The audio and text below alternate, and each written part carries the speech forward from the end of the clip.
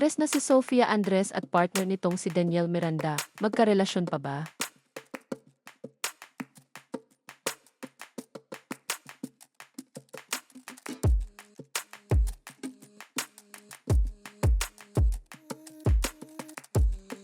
Magkarelasyon pa ba sina Sofia Andres at Daniel Miranda?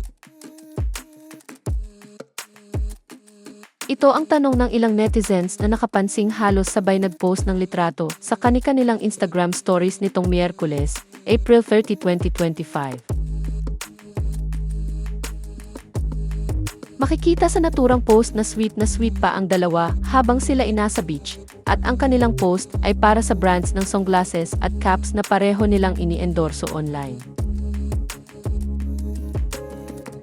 Bagamat walang nakalagay na caption sa kanilang post at hindi rin nila tinatag ang isa't isa, naitag naman nila ang Instagram handle ng brands ng mga produktong inendorso nila. Nirepost naman ng brand sa Instagram stories ang post ni na Sofia at Daniel. Pero hanggang ngayon ay naka-unfollow pa rin ang dalawa sa isa't isa sa kani-kanilang Instagram account. Nauna nang napansin ng mapanuring netizens noong nakaraang linggo na pareho silang hindi naka-follow sa isa't isa sa Instagram.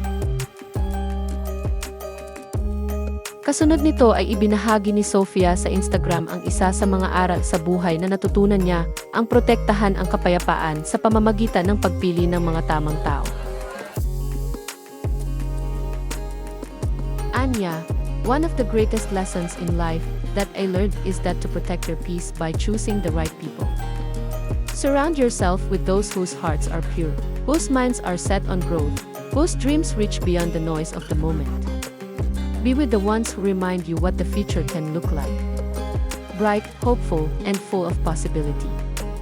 Not the ones who anchor you to fear or drag you backward. Sa ngayon ay wala pang pahayag sina Sofia Andres at Daniel Miranda tungkol sa kasalukuyang estado ng kanilang relasyon. Hindi ito ang unang beses na in-unfollow ni Sofia si Daniel sa Instagram.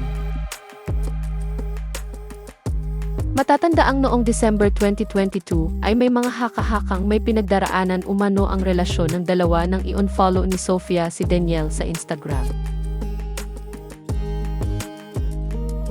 Ngunit matapos pansinin ng mapanuring netizens ang pag-unfollow ay agad ding finolo ulit ni Sofia si Daniel.